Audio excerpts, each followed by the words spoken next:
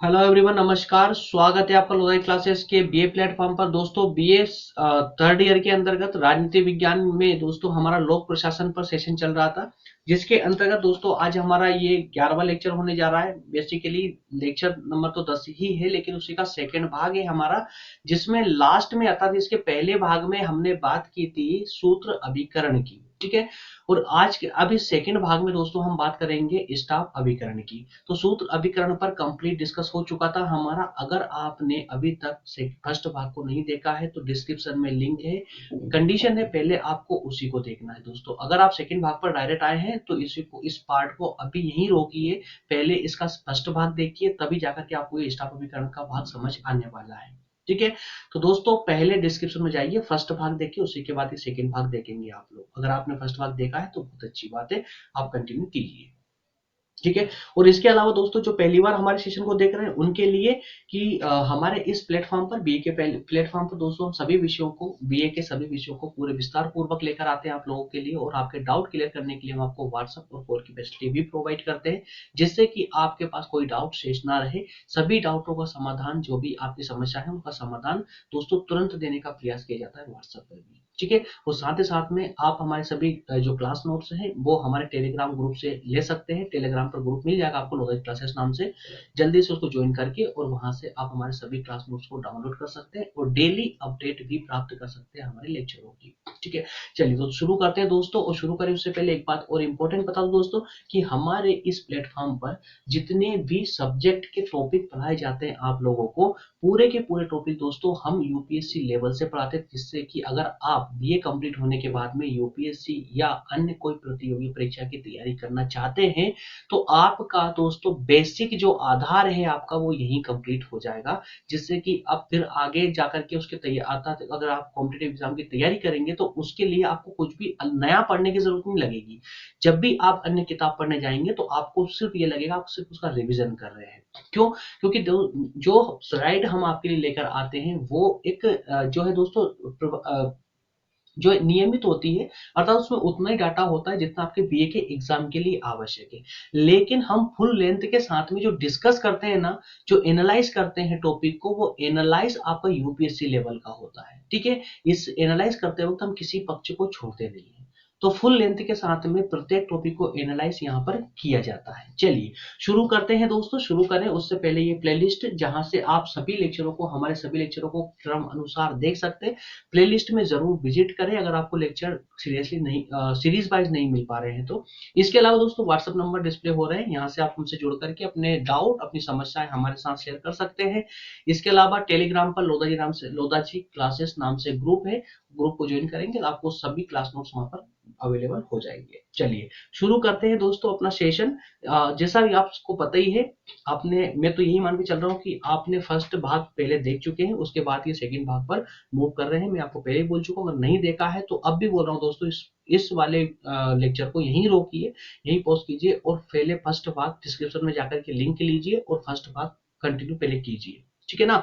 तो सूत्र और स्टाफ अभिकरण पर हमारा डिस्कस चल रहा था। इसके अंतर्गत सूत्र अभिकरण हमारा डिस्कस हो चुका है पहले भाग में, और स्टाफ अभिकरण पर अब हम बात करेंगे। इसलिए दोस्तों इसका ये सारांश था। सारांश के अंतर्गत इसका फर्स्ट पार्ट हम कंप्लीट कर चुके हैं। जिसमें कंप्लीटली हमने सूत्र अभिकरण पर चर्चा कर ली थी। और अब जो हमारा डिस्कस होगा वो स्टाफ अभिकरण पर होगा। स्टाफ अभिकरण के अंतर्गत 4 पॉइंटों के माध्यम से हम इस टॉपिक को भी कंप्लीट करेंगे दोस्तों। तो डायरेक्ट हम उसी स्लाइड पर मूव करेंगे, डायरेक्ट हम हमारे स्टाफ अभिकरण की स्लाइड पर मूव करेंगे। चलिए दोस्तों, ये आ चुका है आपका स्टाफ अभिकरण। स्टाफ अभिकरण के अंतर्गत इन 3-4 स्लाइडों के तहत हम कंप्लीट अध्ययन इसका कर लेंगे।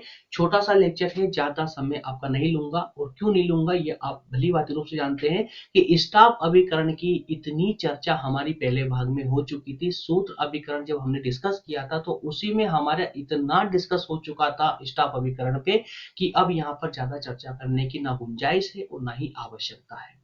ठीक है। जहां आपके समय की मुझे आवश्यकता लगती है मैं आपका समय वहीं लेता हूं, अनावश्यक रूप से आपका समय भी बर्बाद में नहीं करता हूं, क्योंकि समय किसी के पास ही नहीं है, मैं यही मान के चलता हूं।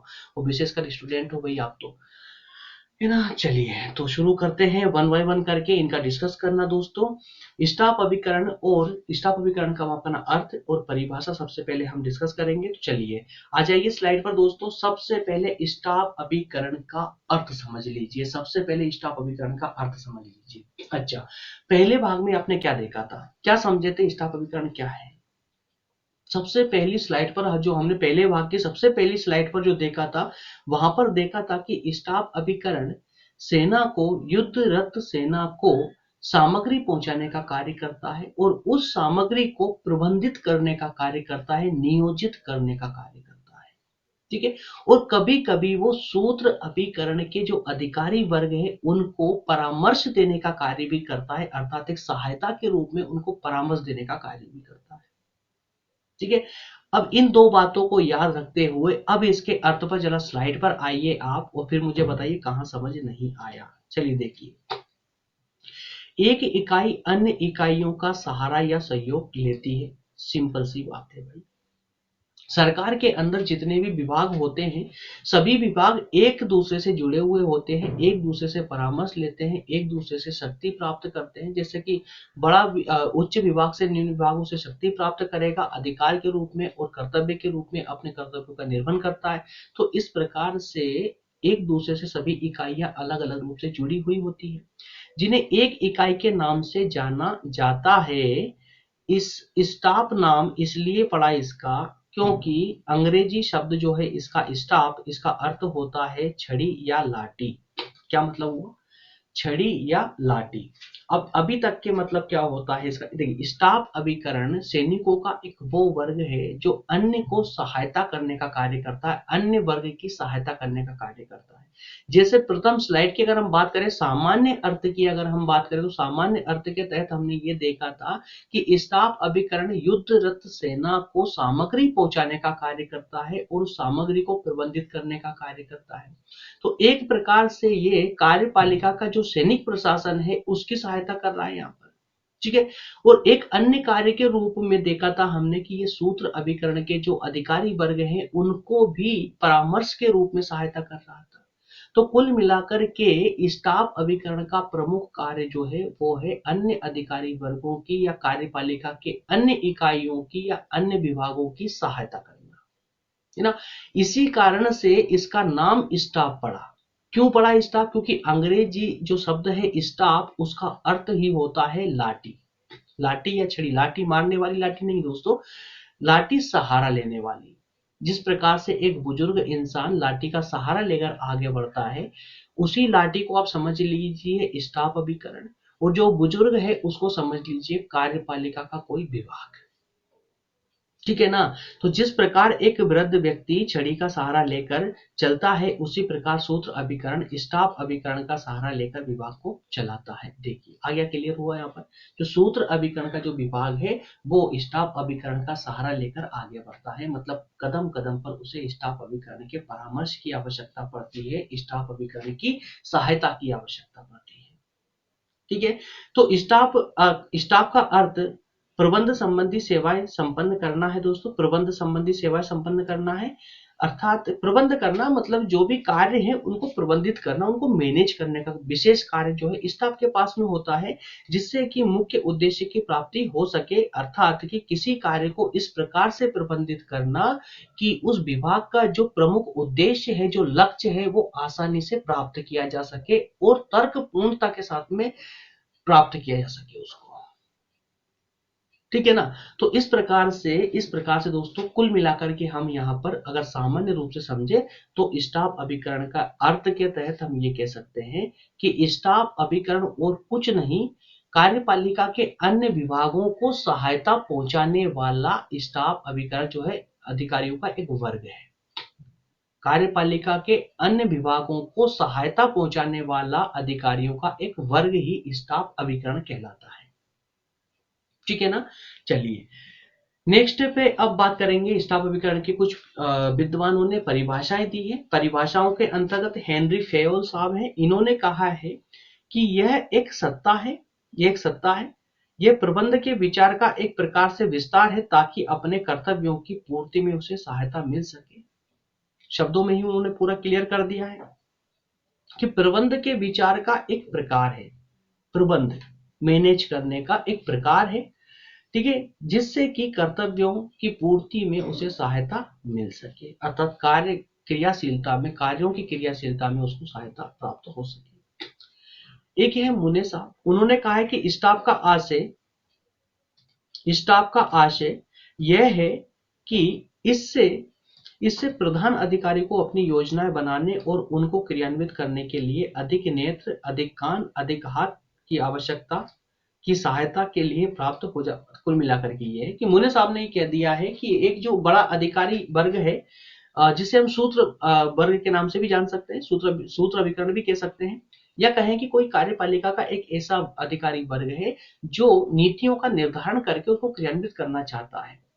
तो उसे उसे जैसे ही स्टाफ अधिकारियों की सहायता प्राप्त होती है तो उसकी क्षमता बढ़ जाती है, जो उच्च अधिकारी की क्षमता बढ़ जाती है, जिससे वो और सटीक रूप से कार्य करने लगता है। ठीक है ना, ये मुने साहब का कहना है। ठीक है, अब इसके बाद देखेंगे दोस्तों हम स्टाफ अभिकरण के प्रकारों पर। देखिए अब ये सेशन कितने फटाफट जा रहा है, और जबकि इससे पहले का जो पहला भाग था जिसमें से 3 स्लाइड पर डिस्कस करने में ही हमें लगभग 40 मिनट हो गए थे, है ना। और इस पर देखिए 2 स्लाइड हमारी अब तक मतलब कि अर्थ और परिभाषा कंप्लीट हो चुकी है, डायरेक्ट हम इसके प्रकारों पर आ चुके हैं। तो सेकंड भाग जल्दी खत्म क्यों हो रहा है, क्योंकि हम इसकी विशेष जो टर्मिनोलॉजिया थी, जो विशेष अर्थ था इसका, वो पहले भाग में हम बहुत अच्छे से क्लियर किए हैं दोस्तों, है ना। इसलिए पहला भाग देखना कंपलसरी है, ये सेकंड भाग छोटा सा होने वाला है, ज्यादा लंबा नहीं जाएगा ये, ठीक है ना। चलिए तो बात करते हैं स्टाफ अभिकरण के प्रकारों पर। तो ये कितने प्रकार के होते हैं, इसी प्रकार दोस्तों हमने सूत्र अभिकरण के प्रकारों पर भी डिस्कस किया था, वही वहां पर वो 3 प्रकार के होते थे। कौन कौन सा होता था, एक विभाग था, है ना, जिसमें 3 प्रकार के विभाग पाए जाते थे। एक देखा था हमने स्वतंत्र नियामकीय आयोग, यह स्वतंत्र नियामकीय विभाग, है ना, जो कि स्वतंत्र रूप से कार्य करता था समाज जो सार्वजनिक हितों की रक्षा के लिए। और एक देखा था हमने लोक नियंत्रण, की पब्लिक सेक्टर पर नियंत्रण रखने का कार्य करता था। ठीक है, तो इस प्रकार से 3 प्रकार वहां देखे थे हमने, उसी प्रकार से दोस्तों 3 प्रकार हम यहाँ पर देखने वाले हैं स्टाफ अभिकरण के अंतर्गत, कि स्टाफ अभिकरण के अंतर्गत कितने प्रकार होंगे। तो मेरे प्यारे दोस्तों इसके भी 3 प्रकार होंगे, जिसमें पहला प्रकार होगा दोस्तों, पहला होगा सामान्य स्टाफ। एक सामान्य स्टाफ होगा, सामान्य अधिकारियों का स्टाफ होगा। इसका अर्थ ये होता है कि मुख्य कार्यपालिका को परामर्श देना, सूचनाओं को एकत्रित करना, या अनुसंधान जैसे रिसर्च जैसे कार्य करना, अनुसंधान जैसे कार्य करना, सामान्य रूप से इन कार्यों को करते हुए सहायता पहुंचाना। अर्थात ये कि ये जो सामान्य स्टाफ है, इस सामान्य स्टाफ का कार्य क्या होगा कि कार्यपालिका का जो विभाग है जिसको आवश्यकता है स्टाफ अधिकारियों की, वो स्टाफ अधिकारी उस कार्यपालिका के उस विभाग को परामर्श प्रदान करेगा, कुछ सूचनाओं को एकत्रित करके उसकी सहायता करेगा, जिस पर विवाद है, जिस टॉपिक पर समस्या है, उससे संबंधित रिसर्च करेगा, है ना। तो इस प्रकार के कार्य करके वो कार्यपालिका की सहायता करेगा। सामान्यतः स्टाफ के जो व्यक्ति होते हैं दोस्तों, बहुत ज्यादा अनुभवी अधिकारी होते हैं, इसी कारण से कार्यपालिका का प्रत्येक विभाग स्टाफ अभिकरण के जो अधिकारी वर्ग होते हैं उनकी सहायता लेते हैं। कार्यपालिका का लगभग प्रत्येक विभाग इनकी सहायता लेता है। क्यों लेता है, क्योंकि ये काफी अधिक प्रशिक्षित होते हैं और काफी अनुभवी होते हैं ये अधिकारी। ठीक है, नेक्स्ट प्रकार है इसका तकनीकी स्टाफ। दोस्तों इसके तकनीकी स्टाफ के अंतर्गत विशेष तकनीकी प्राप्त या विशेष किसी तकनीकी में कुशल जो योग्य लोग होते हैं उनको सम्मिलित किया जाता है। जैसे कि दोस्तों एक चिकित्सक है, एक डॉक्टर है, तो भाई डॉक्टरी चिकित्सा में वो अव्वल है, इस कारण से उनका यहाँ पर समावेशन होता है। इसके अलावा शिक्षा शास्त्री हो सकते, वकील हो सकते, इंजीनियर हो सकते। तो इस प्रकार से तकनीकी रूप से जो सक्षम अधिकारी होंगे उनको यहाँ पर इनका समावेशन किया जाता है, ताकि वो अपने तकनीकी क्षेत्र से संबंधित परामर्श कुशलता पूर्वक दे सके। ठीक है। नेक्स्ट प्रकार होगा इनका सहायक स्टाफ। दोस्तों सहायक स्टाफ ये एक सामान्य कर्मचारियों का स्टाफ होता विभाग होता है, सामान्य स्टाफ। इसके अंतर्गत दोस्तों प्रशासकीय संगठनों की सामान्य सेवाओं का संपादन किया जाता है। प्रत्येक विभाग को अपने प्रशासन की दक्षता या कुशल संचालन के लिए अनेक ऐसी सेवाओं का प्रबंध करना पड़ता है जिससे उसे विशेष सहायता की आवश्यकता पड़ती है। तो कुल मिलाकर यहाँ पर ये कि जो विभाग होते हैं दोस्तों, विभागों को कई बार ऐसी मतलब कोई कई प्रकार से ऐसी सहायता की आवश्यकता पड़ती है जो वो स्वयं नहीं कर पाते है ना, तो अन्य से लेना उनकी सहायता लेनी पड़ती है। तो इस प्रकार की जो सामान्य सेवा होती है, सामान्य सेवा दोस्तों सामान्य स्टाफ अभिकरण के अधिकारी या कर्मचारी लोग करते हैं। ठीक है, तो इस प्रकार से 3 प्रकारों पर हमने यहाँ डिस्कस किया है। स्टाफ अभिकरण के अंतर्गत भी 3 प्रकार के जो है अधिकारी 3 प्रकार का जो है ये वर्ग पाया जाता है स्टाफ अभिकरण का। ठीक है, लास्ट में हम देखेंगे स्टाफ अभिकरण के कार्यों को दोस्तों। तो इस कार्यों के अंतर्गत देखिए स्टाफ अभिकरण जो है दोस्तों, स्टाफ अभिकरण का कार्य ये होता है, ये सूत्र थोड़ा सा मिसप्रिंट हो चुका है, इसको हटा दीजिए।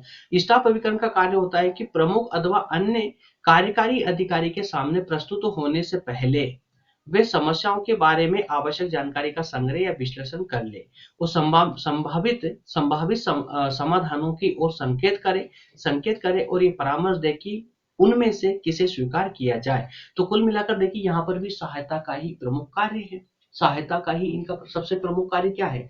कार्यपालिका के अन्य विभाग को सहायता पहुंचाना। भाई कार्यपालिका के अंतर्गत जब भी वो उच्च अधिकारी के पास जाते हैं तो उनके सामने कुछ कार्य होते हैं, एक सामान्य कार्य होते हैं, जैसे कि जो समस्या है जिस पर विवाद है उससे संबंधित जानकारी को एकत्रित करके और फिर उस अधिकारी के पास में जाए और बताए कि इसका समाधान क्या हो सकता है। इस प्रकार का प्रमुख कार्य होता है इनका। ठीक है, सिर्फ परामर्श देना ही नहीं बल्कि उसका समाधान भी निकालना इनका प्रमुख कार्य होता है।